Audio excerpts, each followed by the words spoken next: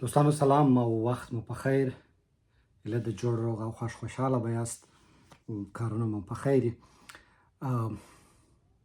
د هرې موضوع په وړاندې عکس العمل شول هم چندانې ښه خبره نه ده، مګر کله ناکله د حالات داسې ایجابوي چې د ځینو مسایلو د توضیح دپاره سړی مجبور سي چې هغه موضوعات چې تقریبا د تقدس حالت یې اخیستی پر هغو باندې وږغېږو.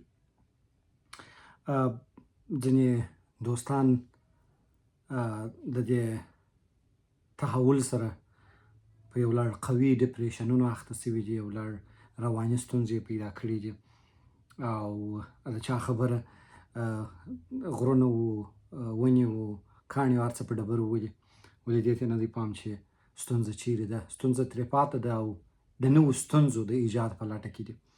زه وینم ځینې ځوانان په دې غرب هیوادونو کې د افغانانو په نوم پناه یې اخیستې ده او بیا یې چیغې وایي چې زه افغان نه یم. اول د محکمې د دغه پر اساس که چیرې مثلا دی دغه خبره دا ویډیو یې لاړه سي محکمې ته، د دوی کیسونه د مشکل سره مخامخ کېږي چې ته افغان نه یې، څوک یې چې دلته راغلی یې زما خاورې ته، ځکه د دوی کیسونه ټول د افغان په نوم دي. اساسي خبره دا ده چې دغه حالت دا استخباراتي حالتونه دي، دا پروژه‌ایي حالتونه دي، دا ایجاد شوي د پیسو پر اساس باندې کېږي. مشخص ګروپونه، مشخص ډلې، مشخص هیوادونه د دې لپاره سرمایه ګذاري کوي چې دغه چلش او دغه بحران چې ایجاد دی چې دا نور د تنازع خواته بوځي او هغه یو ځای راټولېدونکي قتلې وپاشي په بېلابېلو نومونو باندې. د افغانستان بحران به ډېر مخکې حل وای که په منځ کې دغه د قومونو مشکل خلکو نه وای اچولی، د ډلو د بېلولو مشکل یې نه وای اچولی، د بیرغونو د بېلولو مشکل یې نه وای ایجاد کړی. دغه ټوله تقریبا د دغه دسیسې برخه ده چې دغه د دسیسې په وړاندې راټولېدونکي خلک په بېلابېلو نومونو وپاشل سي. اوله مسله دا ده چې د افغانستان په تاریخ کې چې موږ د 15,000 کاله تاریخ وایو، هیڅ کله دغونه قوي اجماع پر یو موضوع نه وه سوې لکه د افغانستان پر اساسي قانون چې وسوله. د هرې ډلې، د هر ګروپ، د هر تنظیم، د هر فکر، د هرې ایډیالوژي، د هرې طبقې خلک د اساسي قانون په لویه جرګه کې ناست وه. د هېواد د باندې په بون کې یو د عبوري حکومت، یو اضطراري حکومت ایجاد شو. هغه چې کله افغانستان ته راغلی دننه دوی د دې زمینه مساعده کړل چې د اساسي قانون لویه جرګه رامنځته شي. په هغه کې د ټولو اقوامو، د پښتون، ازبک، تاجک، هزاره او د ټولو اقوامو نمایندګان ناست وو او هغوی په ګډه سره د افغانستان ټولې سرې کرښې وټاکلې. د افغانستان نوم، د افغانستان د اتباعو نوم او نور ورته مصطلحات او ورته ملي کرښې ټوله په لویه جرګه کې وټاکل شول. نه چا په توپک کړي، نه په توره کړي، نه په زور کړي، په لویه جرګه کې وشول. او د لویه جرګې د قانون اساسي د لویه جرګې رئیس د افغانستان د یو باعزته قوم، تاجک قوم، د یو ائتلاف، د یو سیاسي رهبرۍ د جمعیت د رئیس استاد رباني په غاړه او همهغه جرګې ډېر داسې شیان وکړل چې هغه ډېر دوستان یې اوس مني، ولې د یو نور شیانو مخالف دي. اساسي خبره دا ده چې دا د افغانستان د تاریخ تر ټولو پر اجماع ترینه جرګه وه. په دې جرګه کې د ټولو سیاسي افکارو، د ټولو طبقاتو، د ټولو اقوامو، د ټولو جنسونو نمایندګیانې هلته موجودې وې. د ځوانانو، د زړو خلکو، د ښځو، د معیوبینو، د معلولینو، د خلکیانو، د مجاهدو، د کمونستانو، د هر فکر خلک په دې جرګه کې ناست وو چې اساسي قانون یې تصویب کړي. بیا د هغه څخه وروسته دغه ته مراحل ترسره شول. دا پارلمان ته ولاړې، په پارلمان کې پر دې پرله پسې دغه وشولې او دا شی دغه څخه ووتی. هېوادونه، هوښیار ملتونه، هوښیار ولسونه هېڅکله انرژي پر تاریخ نه مصرفوي، هغه راتلونکي ته کار کوي. اوس عملا موږ په یو بحران کې یو 1000 ورځې کېږي چې زموږ خویندې مکتبونو ته نه دي تللي، 1000 ورځې کېږي چې په موږ د زده کړو دروازې تړل شوي دي، 1000 ورځې کېږي چې موږ بې قانونه یو، 1000 ورځې کېږي چې موږ یو ناپېژندل شوی هېواد یو او موږ په دې اخته یو چې ته ودرېږه کوم هېواد چې موږ لا په لاس کې نه دی یا موږ غواړو ازاد یې کړو د هغه د اتباعو نوم وټاکو. ولې عملا چې کوم خلک ناست دي هغه هر څه ورته لري.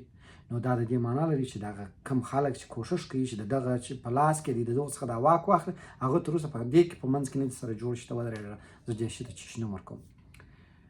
راځم دوهم اصل ته د دغه خبرې د افغان موضوع ډېر خلک وایي چې دا پښتون ته وایي. پښتون خپل تاریخي هویت لري، تقریبا په ټولو اوستا په سانسکریت په ټولو آثارو کې د پښتون نوم معلوم دی، پکت دی، پکتوس دی، پښتون دی، پښتون دی، پښتون دی. او پښتون په ټوله نړۍ کې په همدې پښتون په نامه باندې پیژندل کېږي، په ټولو بهرنیو آثارو کې، په داخلي آثارو کې، په ټولو آثارو کې چې په دنیا کې موجود دي، پښتون د پښتون په نامه یاد دی. پښتون تر خپل هویت د دې مملکت په خاطر تیر شوی دی، هغه د افغان نوم منلی دی. افغان نوم په تاریخي منابعو کې د اسپګان، د اګوان، د اوګان، د اپګان، د څو نومونه باندې یاد شوی دی چې دا اسب سواره ته وایي، او دا صفت دی، او دا صفت یوازې د پښتنو نه و. تاسې حدود العالم ته ولاړ شئ، هلته هم د دغه سیمې خلکو ته چې په دې منطقه کې اوسېږي او دوی قوي قوي آسونه لري او په دغه آسونو باندې سپرېږي، دوی اوګان یا اسپګان یا اګوان وایي.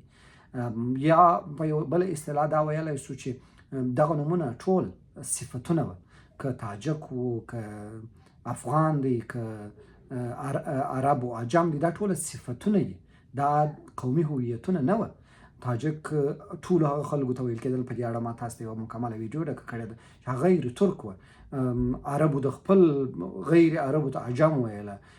دغسې په دغه منطقو کې چې کوم خلکو حکمرانیانو درلودې، هغه خلک چې د دوی په تقابل کې ولاړ وه، مثلا د پارسیانو په مقابل کې چې کوم خلک وه، هغه ټولو ته یې اوګان یا اګوان ویله. دلته دوې قوي امپراتوري هر وخت موجودې وې، چې یوه د هندي مغولو وه او بله د پارسي صفویانو چې هغه په اصل کې ګرجان دي یا کردان دي، د هغوی اصل صفویان. د دغه دوو تقابل و او د دوی دواړو ماسې او نورو ټولو ته دوی اوګان یا اګوان ویله. حتی د کوز وطن خلکو ته هغو ته هم افغان یا اوګان ویل کېدله. خوشحال خټک په همدې خاطر د افغان خبره کړې ده چې دغه دوی اسب سواره درلودل، یوسفزۍ ټوله اسب سواره وه. دغه دې خوا ته دغه منطقه او دغه اسب سواره دغه ګډ قوتونه تا تر ډېره وخته وه. مثلا د نادر افشار ټول پوج د ګډو قوتونو څخه جوړ، د احمدشاه بابا 80% غیر پښتون اقوام دغه پوج و، چې هغه قزلباشان و، کردان و، ترکان و، دغه د نادر افشار افشاریان و، ازبک و، دا ټوله د ده په پوج کې وه. او دغه مملکت دلته اوس دغه مسله سیاسي ده مطلق، شاته یې پیسې ډېر کښته پورته کېږي. دغه خلک چې مثلا وایي زه افغان نه یم، بیا بیرته دونه بې منطقه اخته دي چې افغان نه یم افغانستاني یم. نو چې افغان نه یې افغانستاني، خو هم بیرته په هغه کې افغان دی. هر نوم چې افغاني یې کې، افغانستاني یې کې، افغان پکښې کې دی. اساسي خبره دلته دا ده چې دا خبرې ټوله استخباراتي دي، شاته یې پیسې دي، ډېرې خبرې دي، ډېر مسایل دي. پښتون تر خپل هویت تېر شوی دی. او د فاشیزم کلمه چې تاسو استفاده کوئ، پښتون هیڅ قوم نه دی نفي کړی. پښتون هر چا ته وایي راسه، په افغان کې راسره شریک شه. دلته یو بله مسله چې دوی کښته پورته کوي چې پښتون ولې لاروبر، پښتون یو افغان وایي، موږ ولې اجازه نه لرو. بیخي موږ ډېر خوشحاله کېږو چې تاجک وایي چې لاروبر یو تاجک و، او دغه وایي مثلا دا نور خلک وایي چې لاروبر یو ازبک، په دې شرط چې تاسې دا جغرافیه بېګانه نه کړئ. په د ایران په دغه کې په ناستو کې ونه وایاست چې د ایران د لیرې نقطې پنجشیر څه، بلکې ووایاست چې د افغانستان دې نقطې تهران ته زه راغلی یم. تاسې دا مځکې راخپلې کړئ.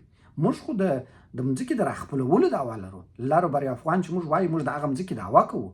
تاسې لاروبر یو تاجک ووایاست، د هغه مځکې دعوا وکړئ، موږ درسره ولاړ یو. موږ هېڅکله نه وایو چې لاروبر یو تاجک مه وایاست. آفرین موسه چې ته دا فکر کړی دی. لاروبر یو تاجک راخپلې کړئ. دا غټ افتخار دی چې موږ لاروبر یو تاجک ولرو، او دا تاجک زموږ په درد وخوري، زموږ سره یو ځای سي، او دا زموږ د هېواد قوت سي. دا قوت دی. موږ د دې هیڅ مخالف نه یو چې لاروبر یو تاجک سي، لاروبر یو ازبک سي، لاروبر یو ترکمن سي، لاروبر یو بل هر قوم شي. موږ د قومونو د جدایي خلک نه یو، نه په دې باندې خوشحالېږو چې خلک سره جلا کړو. و په دې شرط چې مځکې راواخلي، خلک راخپل کړي، ور بېګانه نه سي. موږ د خپلو. اخري خبره دا ده چې د ډیموکراسي اصل مې درته ویلی، ولاړاست د ډیموکراسۍ پر اساس لویه جرګه وسوه. د ډیموکراسۍ پر اساس باندې په لویو جرګو کې اساسي قانون تصویب سو، په اساسي قانون کې دا شی تسجیل سو، هر شی وسول. د هغه وروسته چې تاسې کوم کار کوئ، هغه بیا د دې وطن سره ملي خیانت دی. هغه که تاسې د افغانستان د خلاف وځئ، که تاسې د افغان د خلاف وځئ، ځکه دا تاسې تصویب کړی دی، دا تاسې په جرګه کې منلي دي، دا تاسې اتفاق او اتحاد پر کړی دي. نو دغه اوس چې تاسې کوئ د ملي داعیې په مخالفت کې ملي خیانت دی. دا ملي خیانت دی د ملي داعیې په وړاندې. کومه ملي داعیه چې موږ دغه 20 کاله شهیدان پر ورکړل، د بدخشان ځوانان پر شهیدان سول، د پنجشیر ځوانان پر شهیدان سول، د کندهار ځوانان پر شهیدان سول، د ټول افغانستان د پښتون، تاجک، ازبک هزاره ځوانان پر شهیدان سول. تاسې دغه داعیې سره بیا خیانت کوئ. ځکه که ته د جمهوریت دعوا کوي، د دیموکراسۍ دعوا کوي، بنیاد یې موږ تاسې په لویه جرګه کې کښېښوئ، د اساسي قانون لویه جرګه مو راوغوښتل، اساسي قانون. نو بیا پر موږ د نورو خاینانو او ستاسو هیڅ فرق نشته. هغوی هم د افغانستان د ارزښتونو مخالفت کوي، تاسو هم د افغانستان د ارزښتونو مخالفت کوئ. موږ، زه بیا وایم، افغان زما ملي هویت نه دی. په کومه معنا؟ بخښنه غواړم، افغان زما قومي هویت نه دی. افغان زما ملي هویت دی. زما قومي هویت پښتون دی. د ازبک قومي هویت ازبک دی. د تاجک قومي هویت ګرچې دا قومي نه دی مګر تاجک دی. د هزاره دی. ولې زموږ ملي هویت د دې مملکت په توګه افغان دی. دا تر ټولو ارزښتمنه خبره ده. په بین الملل کې ثبت دی، د نړۍ په تاریخ کې ثبت دی، په ټوله کې. دا زه وایم چې بیخي 100 کاله نه 200 کاله نه 100 کاله کېږي ما ټاکل دي، مګر ټاکلي مې دي په لویه جرګه کې او ټوله ملت اتفاق ورکړی دی. ته اوس د دې سر نه سې غړولی. او که ته وایې چې ته زورور یې، په زور مې کړی دی، بیا نو د ډیموکراسۍ اصل هم دا دی چې اکثریت چې کومه پرېکړه وکړي، زه نه وایم چې پښتون اکثریت دی، مګر دی په دې کې هېڅ سترګې نه پټېږي. د جاهلیت ټاپه دې راباندې وهلې ده، د زورور ټاپه دې راباندې وهلې ده، د جنګي دې راباندې وهلې ده. زه چغې درته وایم چې زما ورور یې، په افغانیت راسره شریک یې، افغانیت زما او ستا ګډ دغه دی. زما قومي هویت پښتون دی، ولې زما ملي هویت افغان دی. او دا د افغان پر هر فرد باندې اطلاق دی. اساسي قانون یوه ماده راوښوي چې پښتون ته امتیاز ورکړي یا بل قوم ته امتیاز ورکړي. نو چې امتیازات نه دي ویشل سوي، دا منافقت او ملي خیانت ودروي.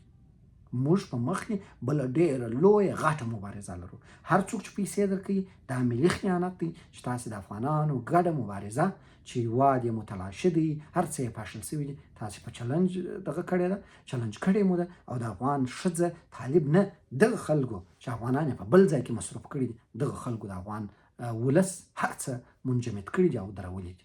که ستاسې دغه ناندرۍ و دغه نه وای، رذالتونه نه وای، موږ به وخته یو ملي اجماع درلودی، ملي انسجام مو درلودی او دا خلک به مو چلنجولی سوی. نو د هر چا چې پیسې اخلي، هر څوک چې مو تمویلوي، دا مو د افغانستان ولس ته تباهي کتلې ده. او په دې پوه اوسئ چې په دې هېڅ وخت نه کامیابه کېږي. په دې هر څوک پوه چې نه کامیابه کېږي. فقط یو دغه کوي، یو حل حوله جوړوي چې خلک دغه اصلي موضوع څخه منحرف شي. دا افغانستان دی، دا به تر ابده افغانستان یې. دا که په توره یي، که په زور یي، که په توپک یي، که په رضا یي او که په ډیموکراسي هلته ثابته سوې ده، جرګو، قوانینو، هر څه ومنلې ده. لطفا هغه موضوعات چې تخریشي دي ودروئ.